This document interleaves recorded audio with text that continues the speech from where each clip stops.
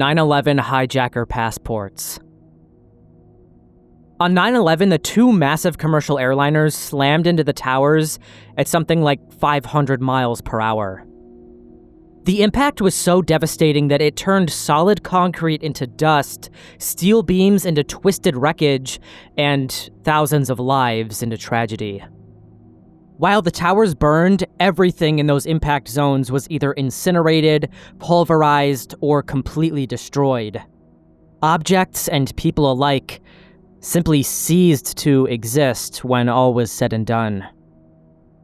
And yet, somehow, impossibly, a passport belonging to one of the hijackers not only survives this apocalyptic destruction, but floats gently down to the streets below, landing in pristine, readable condition, something like a block away from ground zero. This is the story of Satam al-Suqami's passport, and it's one of the most perplexing pieces of physical evidence from that day that official investigations have never adequately explained. It's another one of those stories that you just know is going to slowly get crazier and crazier right from the outset, and this one absolutely does. It's almost laughable how ridiculous it sounds, but I suppose ridiculous coincidences are still possible. I'm just here to present the information, and you can be the judge. We'll start with what we officially know happened.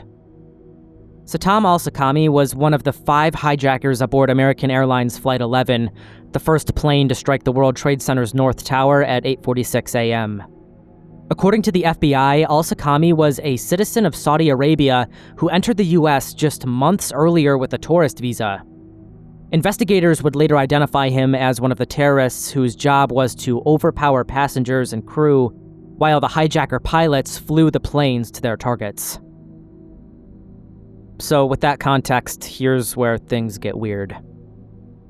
According to official reports, sometime after Flight 11 crashed into the North Tower at 8:46 a.m., but before the South Tower collapsed at 9:59 a.m., a passerby on the streets of Lower Manhattan apparently spotted something unusual among the debris scattered on the sidewalk. A passport. This person apparently had the gumption to pick up the passport despite the mountains of other documents which were scattered across the ground at this time. Of course, the passport they picked up wasn't just any travel document. It was hijacker Satam al-Suqami's Saudi Arabian passport, and it was in remarkably good condition, considering it had just survived one of the most catastrophic building impacts in human history. The passport was allegedly found and then handed to NYPD detective Yuk H. Chin before the South Tower collapsed. That means we're talking about a window of just over an hour at the very most from the time of impact. In that chaotic scene with the debris still falling, fire still raging, and emergency responders rushing to save lives, someone managed to spot a single passport among all the wreckage and papers raining down, and somehow knew it was important enough to hand over to the police. And to top it all off, the passport is still in good condition. All of this information really puts those of us who are searching for the truth in a very awkward position, as many of the entries on this iceberg have. On one hand, we're looking at something that seems both next to impossible and extremely convenient for the investigators. On the other, what are we to think? That the passport was planted? By who? For what reason? Are we really going to go down that road and question everything we thought we knew? For right now, without answering that question, let's just stay focused. Flight 11 was traveling at approximately 466 miles per hour when it struck the North Tower between the 93rd and 99th floors. The impact was so violent that it sheared off massive metal wings, engines, and fuselage, shooting debris in all directions. The tanks, filled with enough jet fuel to travel across the continent from Boston to LA, exploded on impact, creating a fireball that reached temperatures hot enough to weaken the steel of the buildings. In this inferno of twisted metal, burning jet fuel, and pulverized concrete, how exactly does a paper passport not only remain intact, but actually get ejected from the building in readable condition?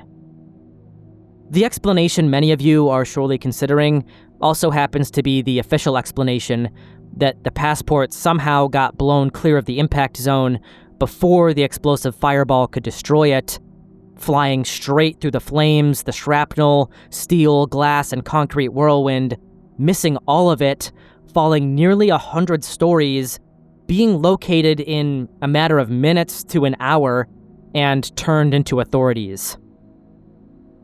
The idea of it blowing through with such speed that it missed the entire fireball raises even more questions. If the passport was ejected with enough force to clear the building and land blocks away, shouldn't that very force have torn it to shreds? Again, we're talking about a small, fragile little notebook, basically, and I can't imagine that paper holds up very well to explosive decompression and hurricane force winds. And yet, according to reports, it was found in good enough condition that investigators could immediately identify al-Suqami from his photograph. The other debris from the crash didn't fare nearly as well. People were vaporized. Steel was softened so much that it was twisted like pieces of cooked macaroni. Yet somehow this one paper passport survives, and it didn't even take months of searching to uncover it like everything else. It took, at the very most, an hour. What's even more troubling is how quickly this passport evidence was accepted and incorporated into the official narrative. Within hours of the attack, before any thorough investigation could have been conducted, authorities were already using this passport to identify al-Suqami as one of the hijackers. I'm not inclined to draw any conclusions here, simply because any theory you would come up with that starts with this planted evidence, if that's what it is, I don't know, it would end up being removed with Occam's razor. There's basically just too many assumptions that would need to be made to actually draw any conclusions from this. With that being said, it's still something I can't quite wrap my head around. I've actually done one last little bit of research on this and came up with yet another strange piece of evidence that I haven't seen anyone else mention yet. I found this website archived from CNN, which was written just 1 week following 9/11 and was published on September the 18th, 2001. In it, the director of New York's FBI office, Barry Mon, explains that the passport was found on Vesey Street. If we take a look at a map of Lower Manhattan, you'll see that Vesey Street is north of the World Trade Center complex. The North Tower, the one Flight 11 hit with al-Suqami aboard, was hit on its north face with the plane flying south. So, the passport didn't blow through the building then, it blew backwards? Despite all the momentum that the passport would have had, traveling at something like 500 miles per hour south, it ended up north of the impact site? How do you explain that? If anyone has any other theories, I am definitely open to hearing them in the comments, because I don't really know what this is trying to say. Again, it's just a very weird, unexplainable facet of this whole story.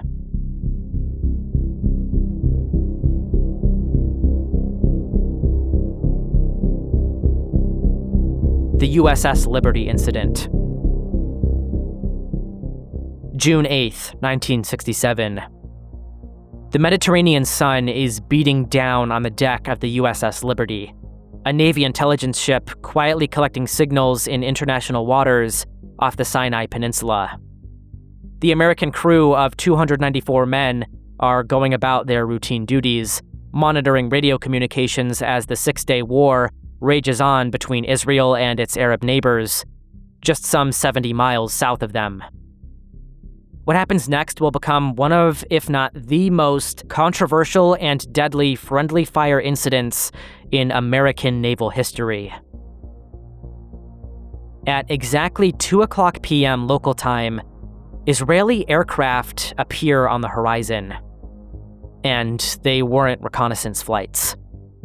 Within moments, unmarked Israeli jets begin a devastating attack on the Liberty, a ship belonging to the United States, their apparent ally.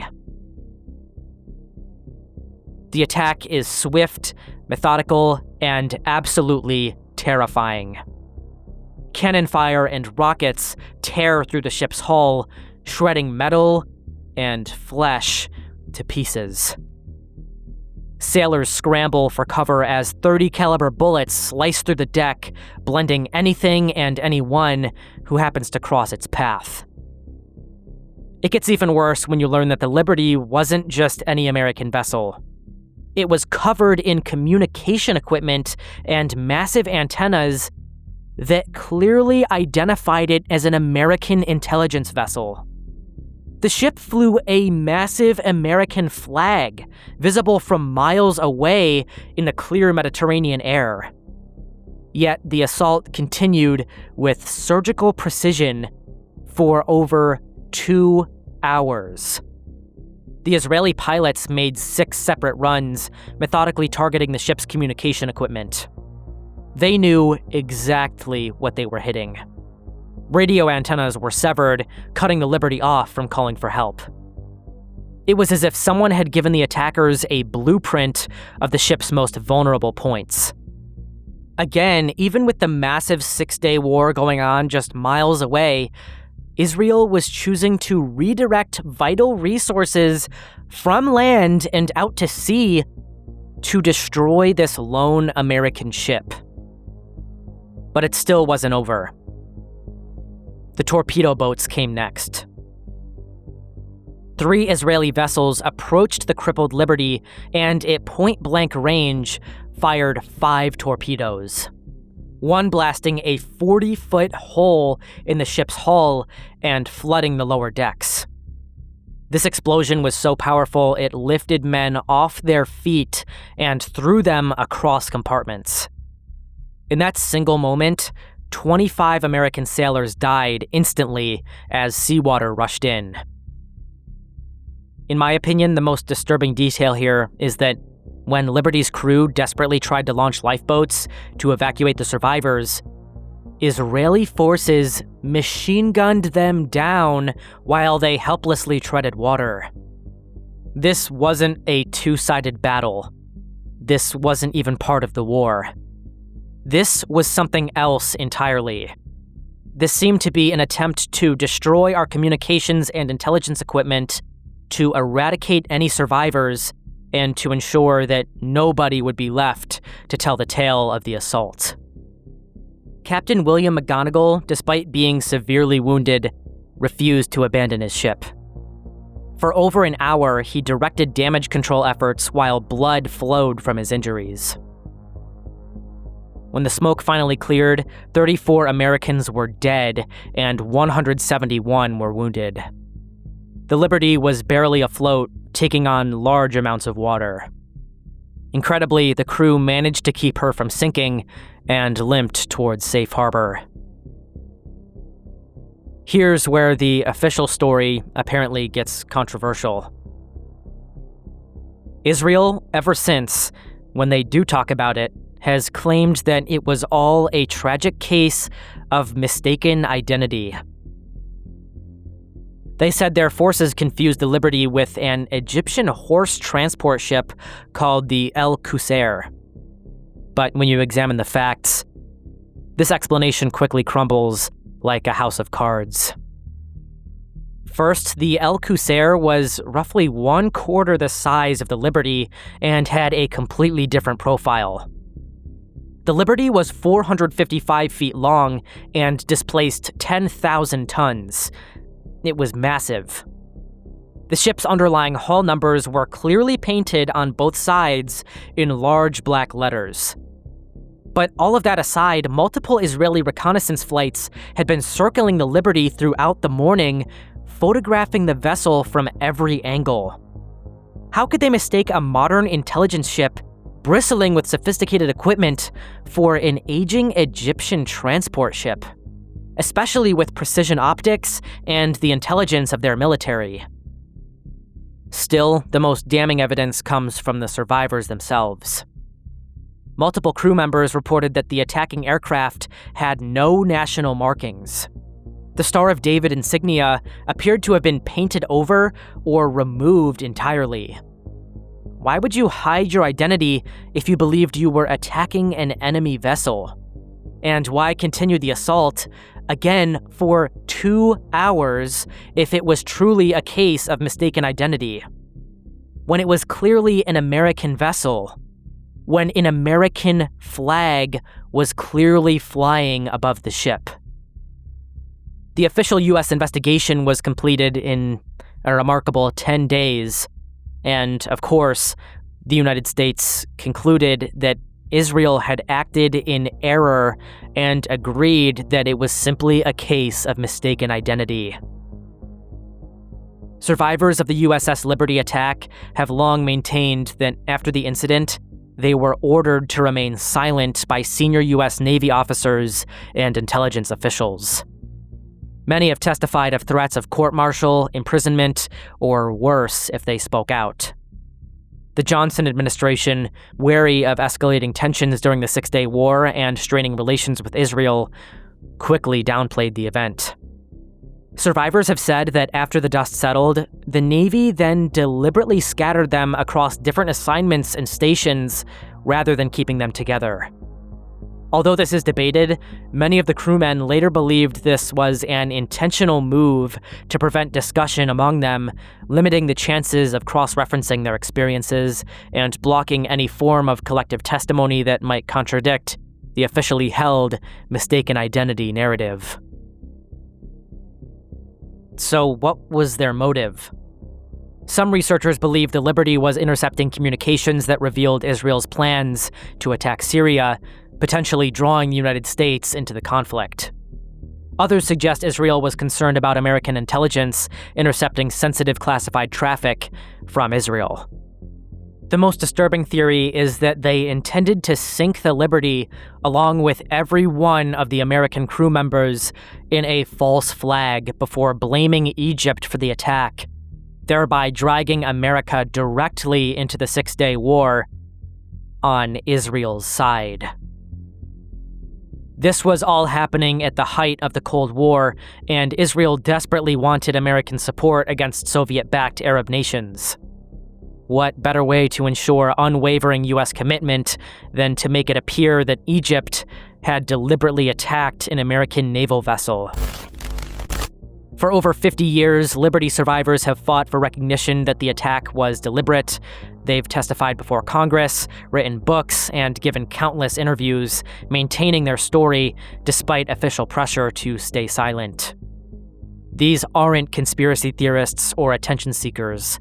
These are decorated Navy veterans who were there, who lived through the horror, and who watched their fellow service members, their friends, get torn to shreds right in front of their eyes by a nation that officially claimed to be our ally.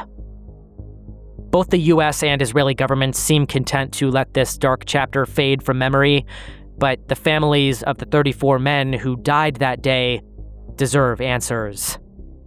The 171 wounded survivors deserve recognition that their sacrifice wasn't just the result of a tragic accident.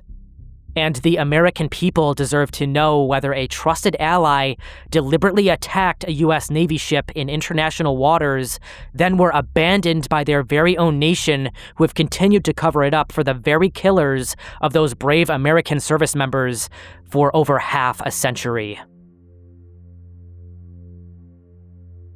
This incident could not be a better fit for this iceberg.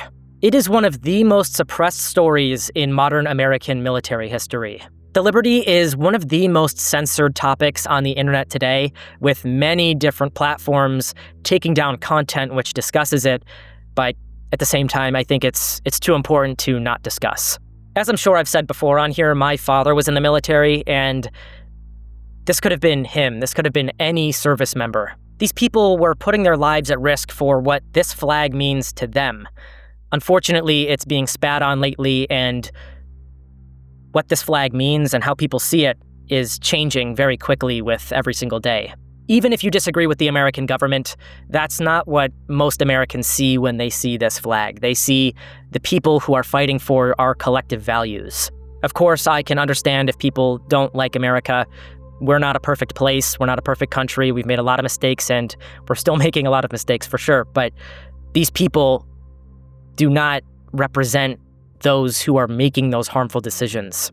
They were simply out there in the water monitoring the situation when their lives were stolen from them. All these years later, the questions surrounding that deadly afternoon in June of 1967 refused to die, and that's because the defenders of truth know that some secrets are too important to stay buried forever.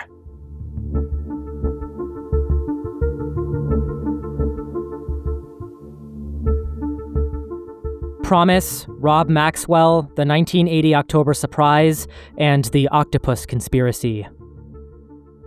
I predict this next entry will be one of the most insane and far-reaching conspiracy theories you will ever hear. And yes, I'm fully aware of how big of a statement that is to make on a channel like this.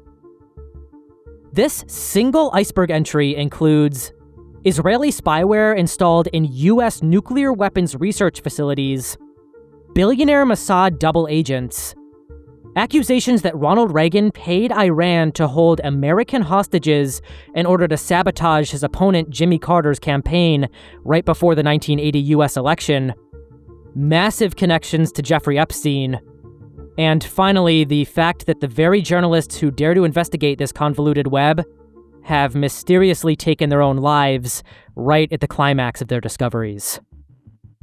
This massive story starts back in the 1980s when a small American company called Inslaw developed a revolutionary case management software called PROMIS, short for Prosecutors Management Information System. The main purpose of PROMIS was to track legal cases, specifically for its main client, the Department of Justice, but more importantly for them was its revolutionary capacity to integrate and cross-reference data from multiple databases. This feature of the PROMIS software would end up being much more important than the actual legal case tracking side of it. The Department of Justice didn't just want to license the software from Inslaw. They wanted to own these powerful cross-referencing features, no strings attached, along with the ability to distribute this powerful software internally across the US government, without the oversight of some small, irrelevant company. And that's exactly what they did. After getting the original legal case tracking version of PROMIS, they immediately went to work modifying it into an enhanced version for use as a tool for intelligence and national security cross-referencing. At this point, they basically told Inslaw to hit the road, leading to the company basically drowning in lost licensing revenue and eventually their bankruptcy. This would lead to Inslaw taking the United States government to court for the scandal, but more on that later. Things started to actually get out of hand when Israel got their hands on a copy of the PROMIS software. It's likely that Israel somehow obtained the stolen enhanced intelligence version from the United States, but it's unclear whether they were given a copy of it outright or if they stole the stolen copy from the US. Either way, once they had the software in their hands, Israel then meddled with the program and installed a bug in the code, an invisible modification which turned these new copies of PROMIS into a digital wiretap. Israeli intelligence could now monitor and extract any information processed by these versions of the software without the users ever knowing they were being watched. After this, through a network of front companies and willing accomplices, the backdoored PROMIS software was then sold to intelligence agencies and governments across the globe. Australia, Great Britain, Canada, Guatemala, Poland, South Africa, South Korea, the Soviet Union's KGB, and yes, allegedly even back to the United States. Each installation became a window into that nation's most sensitive operations, feeding a constant stream of intelligence back to Tel Aviv. With all of this context, enter Robert Maxwell, one of the most powerful media tycoons of the 1980s, being owner of the Daily Mirror, Pergamon Press, Macmillan Publishers, as well as Maxwell Communication Corporation. Maxwell commanded a business empire worth billions of dollars and controlled some of the largest publishers, giving him significant power over the dispersal of information within the United States. However, this seems to have just been the front of his character. Mountains of evidence have since appeared linking Robert Maxwell to Israeli intelligence, much of it sprouting in broad daylight. Former Mossad officers have alleged that Maxwell was recruited as an asset in the 1960s, rewarded with financial lifelines when his business empire would later begin to fall apart. Although not always definitive, declassified US and British intelligence files have flagged him in the past as a suspected agent for Israel. He maintained unusually close relationships with top Israeli leaders, including multiple prime ministers. It seems that he served as a back channel between Israeli officials and foreign powers, using his publishing empire and international business connections as a sort of cover. His ties to Israel were so strong that apparently after his death in 1991, Israeli state officials attended his funeral in Jerusalem, including the Prime Minister of Israel at the time, Yitzhak Shamir, who praised him as a man who served Israel well. Altogether, his political access, financial entanglements, and the public recognition he received from Israeli leaders form a strong circumstantial case that Maxwell functioned as an operative or high-level collaborator with Israeli intelligence throughout his career. So what does all this have to do with PROMIS? Well, all of this is to say that Maxwell, with these deep political contacts and suspected ties to Mossad, Israel's premier intelligence agency, is alleged by multiple sources to have actually been an instrumental component of the sale of the bugged PROMIS software into high-value U.S. targets, with two of the most notable targets having been Sandia National Labs and Los Alamos National Labs, two of the largest United States nuclear weapons research and engineering laboratories. I'm sure I don't need to spell out for you that Los Alamos National Labs was the main laboratory that developed the nuclear bomb. A collection of FBI files on Robert Maxwell and PROMIS were released via a Freedom of Information Act request in January of 1994. Inside, I found that several Sandia National Labs employees contacted the FBI and the NSA regarding the efforts of a company by the name of Information on Demand to sell PROMIS to them. These employees also outlined that they were aware of a recent acquisition of Information on Demand by none other than Robert Maxwell. In 1982, Robert Maxwell quietly acquired a small California data services firm called Information on Demand, seemingly repurposing it into a selling vehicle for the Israeli bugged PROMIS software. Few outside of intelligence and law enforcement circles even realized Maxwell controlled the company, which allowed him to present PROMIS as a standard commercial product from a niche database company. The FBI actually opened a foreign counterintelligence investigation in 1983 after Sandia's staff raised concerns. However, for some reason, this investigation conveniently came to a halt around this time. Despite extensive research on my end, I wasn't able to pinpoint any sources that outline exactly why these leads were never followed up on, even with Maxwell having been a widely suspected or even confirmed asset of Israel within U.S. intelligence circles long before this point. It seems to me that this may have been due to some kind of shady insider action within Washington. Maxwell leveraged his close ties to Senator John Tower, then chairman of the Senate Armed Services Committee, to get the Israeli-modified backdoored PROMIS software into sensitive U.S. nuclear labs. It was presented to them as a cutting-edge data management tool capable of tracking nuclear stockpiles and proliferation risks, monitoring foreign scientific collaborations, and cross-referencing intelligence on Soviet and Chinese programs. Tower's political influence reportedly smoothed bureaucratic hurdles and reassured lab officials that the software was legitimate while concealing its hidden backdoor. All of this came to a head in 1985 when Maxwell, under the Information on Demand shell, finalized a PROMIS sale to Sandia and possibly to Los Alamos as well.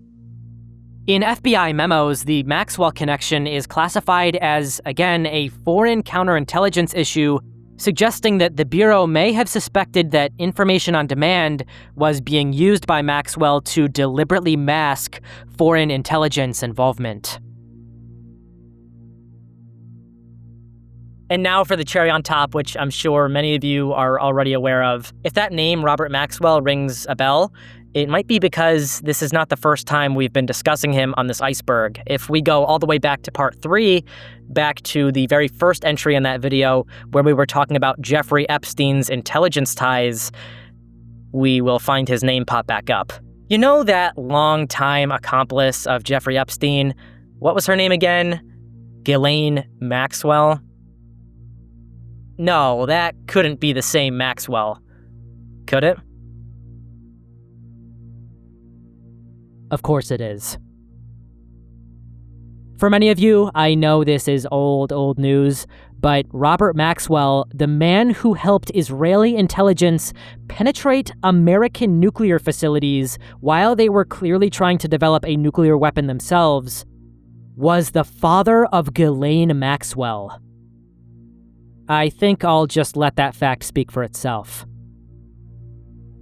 I've already done a whole section on Epstein in this iceberg, so I'm not going to rehash everything here.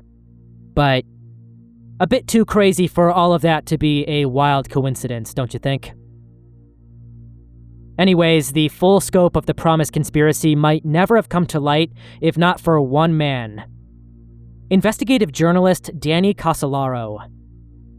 Throughout 1991, Casolaro was piecing together what he called the Octopus, a sprawling conspiracy connecting PROMIS to a web of corruption reaching into the highest levels of government. He believed he was on the verge of exposing the complete truth when he traveled to Martinsburg, West Virginia in August 1991 to meet a source who promised the final pieces of evidence. But Casolaro would never make it home.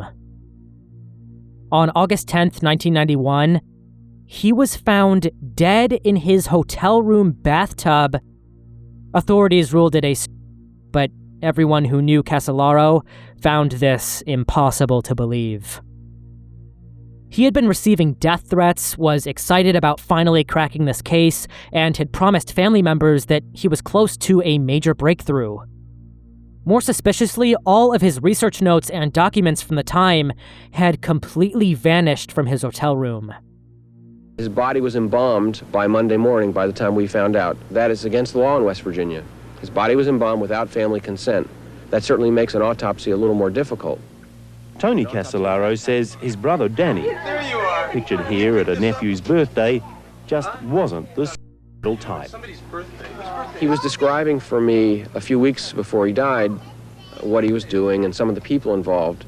And he said a lot of accidents had happened to people who were working on the things that he had been working on. He said, you know, if an accident happens to me, don't believe it. Most of Danny Casolaro's impact in this case, unfortunately, came following his mysterious death. He passed away before he could actually publish any of his findings, but it was all there and most of it was still stored in his home. Journalists relied on these personal notes, interview transcripts from high-level people, and analyses of in-law court filings to report on PROMIS, Robert Maxwell, and the Octopus. His meticulous research, combined with interviews he conducted with whistleblowers like foreign Mossad agent Ari Ben-Menashe, became the backbone for later investigative accounts on the case, which actually made it to publication. Another whistleblower Casolaro interviewed was Michael Riconosciuto, yet another extremely fascinating figure in this case. And it's right around here that you'll start to see why Danny referred to this convoluted case as the Octopus.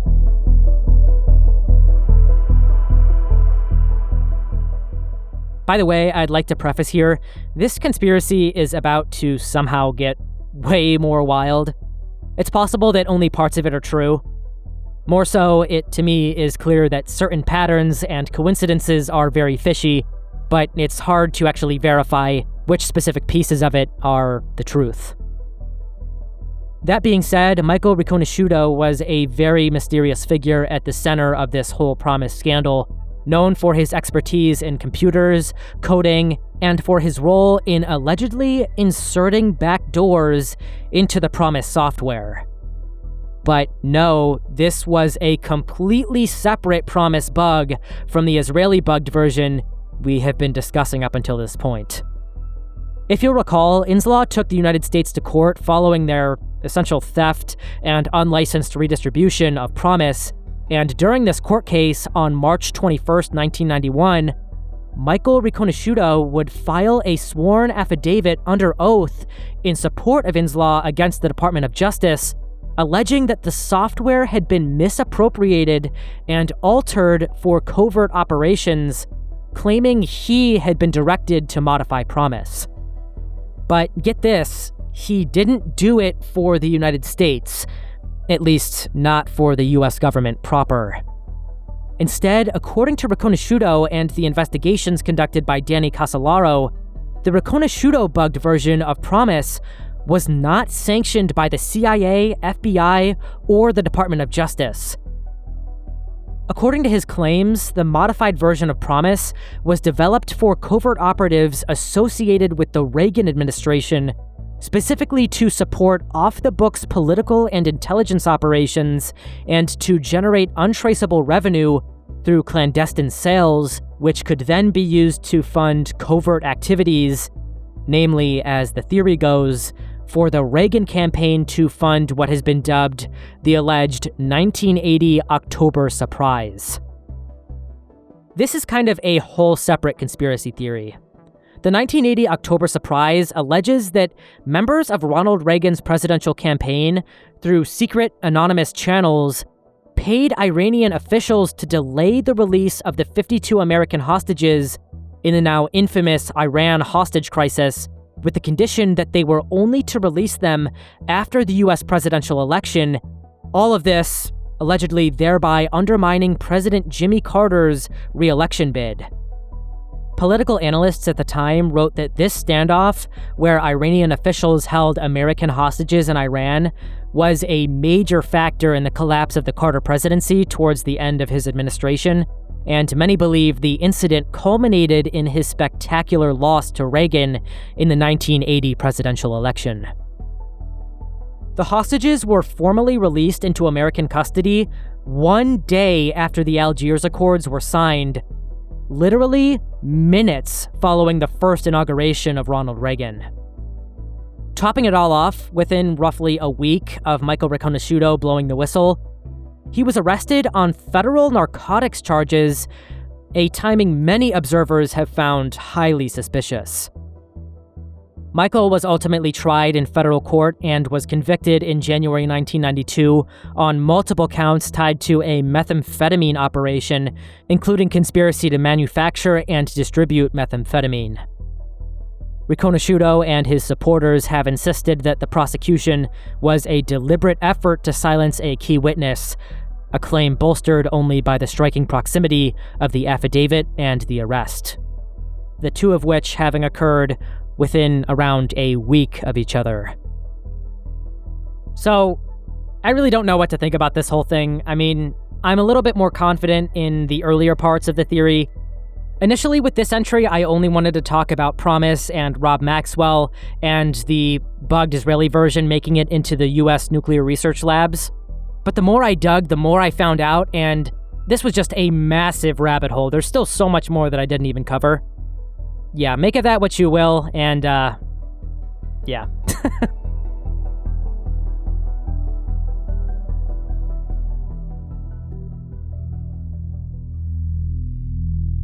The Intel Management Engine.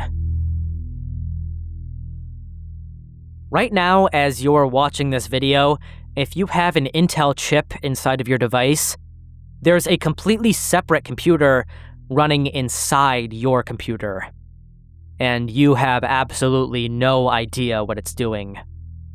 Every Intel processor sold since 2008 contains what they call the Intel Management Engine, a separate computer running its own operating system. It has its own connection to the internet separate from the rest of your PC and can do literally whatever it wants with your data. You can't turn it off, you can't see what it's doing, and Intel won't tell us how it works. Most people have never even heard of it, despite the fact that it's basically sitting inside the majority of every computer on the planet right now. The management engine actually runs at a higher privilege level than Windows or Linux even do, giving it extensively far-reaching control over your hardware, should they desire to tap into it. It gets truly terrifying when you learn that the management engine has complete access to everything. Your memory, your screen, every keystroke you type, every mouse click, every file on your hard drive. It can see your passwords as you type them. It can watch you browse the web. It may even know every single site you've ever visited. It can spread your private documents. And it does all of this while running completely beneath your operating system's awareness. It has no idea it's happening. Even crazier, it doesn't even shut down when the rest of your computer turns off. As long as it's being supplied with power, the management engine is still running, still watching, still waiting. It has its own network stack, its own web server, and it can send packets over the internet without your knowledge or permission. Your firewall can't stop it or even see it because it operates below the level where your firewall even exists. If you're thinking this sounds like the perfect backdoor for surveillance, akin to something like the bug in the PROMIS software, you are right on the money. In 2017, security researchers found something incredible hidden in Intel's firmware. An undocumented feature called HAP, or High Assurance Platform. It turns out this was a reference to a classified NSA program. The NSA had demanded that Intel give them a secret kill switch for the management engine. They recognized it as such a massive security threat that they refused to use Intel processors without the ability to turn this thing off. Think about that for a second. The same agency that blatantly conducts mass surveillance on American citizens demanded and got protection from Intel's surveillance system for their own computers. Meanwhile, every consumer, every small business, every other government using Intel processors has been left completely exposed to this backdoor that we can't disable. The vulnerabilities just keep coming. In 2017, Intel had to admit to a catastrophic flaw called CVE 2017-5689 that left every Intel computer made between 2008 and 2017 vulnerable to complete remote takeover. The vulnerability was almost comically simple. The bug let hackers log into Intel's remote management tool without a password, literally by sending a blank response when asked to prove they knew the password. Again, a laughably simple bug with massive consequences. If your computer's remote management feature was turned on and exposed to the internet, an attacker could silently take full control of the machine, install programs, read your files, or even turn it on and off, completely bypassing the normal operating system and security software. Intel patched it with a firmware update, but this still was just the beginning. Since then, researchers have found dozens more vulnerabilities. Other bugs that let attackers permanently compromise your system. Privilege escalation flaws that give attackers God mode access. Network vulnerabilities that let hackers wake up your powered-off computer and again take complete control remotely. What makes these vulnerabilities particularly nasty is that they're nearly impossible to fix. Unlike regular malware that you can remove by wiping your computer, the management engine exploits can embed themselves deeper than the operating system. Even wiping your hard drive clean, uninstalling Windows, removing everything, won't delete it. Intel refuses to document specifically how the management engine works. They won't open the source code for independent security audits, and they won't give users a real way to turn it off. Even the HAP method that the NSA uses doesn't completely disable it because Intel designed their processors to be so dependent on the management engine that turning it off entirely would brick your computer. Think about the societal vulnerabilities here beyond just consumer computers. Intel processors are everywhere. Think of all the processors in every data center, in critical infrastructure, in industrial settings. They all contain this hidden surveillance system.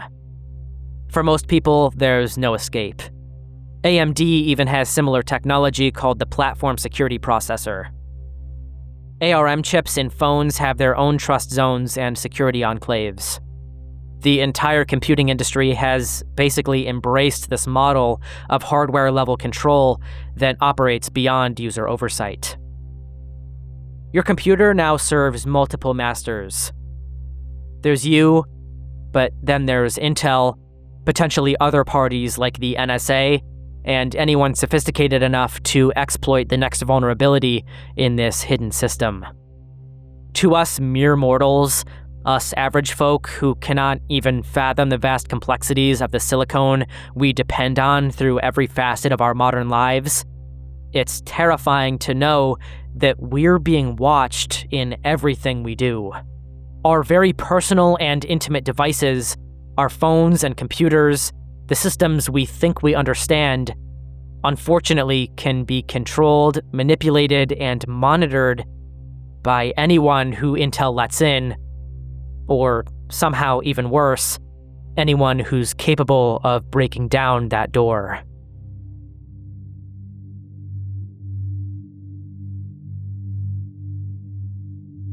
AT&T Room 641A and the Long Lines Building. In the heart of San Francisco's financial district, inside a nondescript office building at 611 Folsom Street, lies one of the most chilling secrets of our digital age. Room 641A. This isn't just another corporate office space. This is ground zero for one of the most extensive domestic surveillance operations ever exposed on American soil.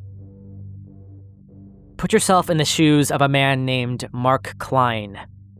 You're a seasoned AT&T technician with over 2 decades of experience. In 2002, you're handed a peculiar assignment involving the installation of what's called a splitter. And what you're about to discover will shake the foundations of American privacy forever. Klein wasn't just installing some arbitrary piece of equipment. He was unwittingly participating in the construction of a massive data vacuum designed to suck up every single piece of internet traffic flowing through AT&T's entire network.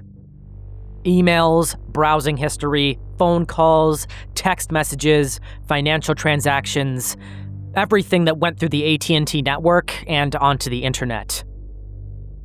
The room where all of this occurred, room 641A, is shrouded in secrecy. Access is strictly controlled. No regular AT&T employees are even allowed inside this room within their own building. Only personnel with special clearances can enter, but even given this fact, Klein managed to piece together the puzzle from installation documents. Without even having access to the room, he was able to locate and disclose findings of these fiber optic splitters, which mysteriously redirected data into room 641A. Among the hardware Klein identified was the Naris STA6400. This apparently was a semantic traffic analyzer, a device capable of analyzing and sorting communications data in real time. Essentially, it was able to sort vast amounts of data all at once, flagging anything deemed interesting by its operators, and storing it. But here's where the story gets much more sinister. It got crazier when Klein learned that room 641A wasn't even unique. Similar installations existed in Seattle, San Jose, Los Angeles, and San Diego. These were coordinated nationwide surveillance network installations operating in the shadows with full cooperation from one of America's largest telecommunications companies. When Klein went public with his discoveries in 2006, the government's response was very telling. Instead of denying the allegations, they invoked the state secrets privilege, essentially arguing that even discussing this program would damage national security. The Electronics Frontier Foundation filed a lawsuit, but the case would become obscured in legal challenges that still continue to this day. This isn't targeted surveillance of suspected terrorists. This is mass, indiscriminate data collection on American citizens. Every time you send an email or browse the web, there's a good chance your data is flowing through one of these rooms, being copied, analyzed, and stored in vast government databases. If 641A is an outpost of American digital surveillance, then 33 Thomas Street in Manhattan is its fortress. Standing like a monolithic sentinel in Lower Manhattan, this building embodies everything unsettling about hidden government power. At 29 stories tall and completely windowless, it looks less like an office building and more like something from a sci-fi dystopian movie. It's referred to as the AT&T Long Lines Building, and it was originally built to house AT&T's long-distance telephone switching equipment, a hub for routing international communications across the globe. The building was engineered to survive a nuclear attack capable of sustaining 1,500 people for 2 weeks with its own power generators, 250,000 gallons of fuel reserves, water supplies, and food storage. However, its telecommunications infrastructure and strategic location at the heart of Manhattan's communication network made it an ideal candidate for intelligence operations. In 2016, leaked internal documents revealed that the building operates under the codename Titan Point, serving as a mass surveillance hub for the NSA, operating in a similar fashion to Room 641A, but likely on a much more massive, international scale. We have no idea how long the NSA has been operating here, how many of its floors are actually operated by AT&T, and how many by the NSA, or in large part, what it even looks like on the inside. A very small number of photos from its interior are public, with access for the media outlets who visited being restricted to certain floors. When governments can monitor all communications, track every digital footprint, and analyze our relationships, interests, and fears, what happens to those who dissent? What happens to private thought when nearly all of it flows through the internet? When essentially all of our inquiry into sensitive, politically controversial topics flows through the very wires under NSA control? Both Room 641A and Titan Point represent some of the darker aspects of our interconnected world. They demonstrate very clearly that the communication infrastructure we all depend on now has been weaponized against us without our knowledge and against our will. Every fiber optic cable, cell tower, or information exchange point now has become a surveillance node in the NSA's system.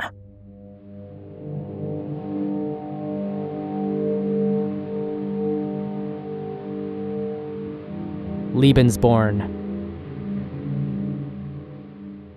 On December 12, 1935, Heinrich Himmler, the architect of the Holocaust and head of the SS, signed into existence what would become one of Nazi Germany's most sinister social experiments.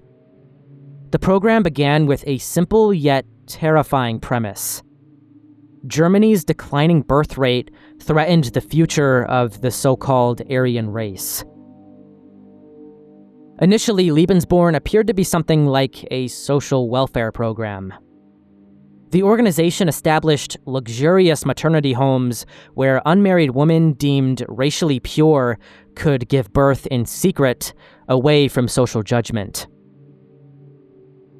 These weren't ordinary medical facilities. They were elegantly furnished, creating an atmosphere that felt more like a high-end resort than a birthing center. The message was clear. If you met Nazi racial criteria, you deserved the best. The program actively encouraged SS officers and other, what were described as racially valuable German men, to father as many children as possible, whether within marriage or outside it. Single mothers who met the racial requirements were not just welcomed, they were celebrated. The state would cover all medical expenses, provide financial support, and even arrange adoptions if needed. Women seeking admission to Lebensborn facilities underwent extensive racial examinations. SS doctors measured skulls, examined facial features, and traced family histories back generations, looking for any trace of what they considered to be undesirable ancestry. Those who passed these examinations were admitted to a program that promised to nurture their children into the future elite of the Nazi state. As World War II erupted, Lebensborn evolved from a domestic breeding program into something far more horrifying. The organization expanded rapidly across occupied Europe, establishing homes in Norway, Austria, Belgium, France, Luxembourg, and Denmark. But the program's mission had fundamentally changed. No longer content with simply encouraging births among German women, Himmler's organization began targeting children who already existed across Europe. SS officers and their collaborators began systematically identifying children across occupied territories who possessed the physical characteristics they associated with Aryan ancestry: the blonde hair, blue eyes, and specific facial features. These children, some as young as toddlers, were literally stolen from their families and transported to Germany for Germanization. Children were abducted from across occupied Europe, from Poland, Yugoslavia, the Soviet Union, Czechoslovakia, Romania, Estonia, Latvia, Norway, France, Italy. In extreme cases, entire villages could be swept clean of their children who met the Aryan criteria. Parents could wake up to find that their children were simply gone without a trace, with no information about where they had been taken or whether they were still alive. Their names were changed to German equivalents, they were forbidden from speaking their native languages, and any connection to their original families and cultures was systematically destroyed. Many of them were far too young to even remember their real names or where they came from. They were placed within SS families or other approved households where they were raised as German children. The memory of their true origins slowly slipped away with every day that went by. The psychological impact on these children was immense. Imagine being torn from everything familiar: your parents, your language, your culture, your very identity, and being forced to become someone entirely different. Many developed severe psychological problems, struggling with nightmares, behavioral issues, and a deep sense that something was fundamentally wrong, even if they couldn't articulate what. Norway became a particular focus of the program, particularly due to the large number of relationships between German soldiers and Norwegian women. The Nazi occupation forces established multiple Lebensborn homes throughout the country, and an estimated 10,000 to 12,000 children were born there under the program's supervision. When the war ended, these children faced brutal discrimination from their own communities, being seen as the product of a country that had taken everything from them. By the program's end, historians estimate that between 15,000 to 20,000 children were born in Lebensborn facilities, while potentially hundreds of thousands more were kidnapped from across Europe and indoctrinated. After Germany's defeat, the task of reuniting stolen children with their families proved extremely difficult, or impossible for many. Significant numbers of these children were too young to remember their origins. Records had been destroyed, and some families had even been killed during the war. Out of the estimated thousands of children who were taken from their home countries and their families, reconstruction efforts were only able to recover a depressing 170 of them. Most of these kidnapped children would end up simply assimilating into German society, exactly what the Nazis wanted, without ever knowing their true origins. Some didn't discover the truth about their identities until decades later, and others never did.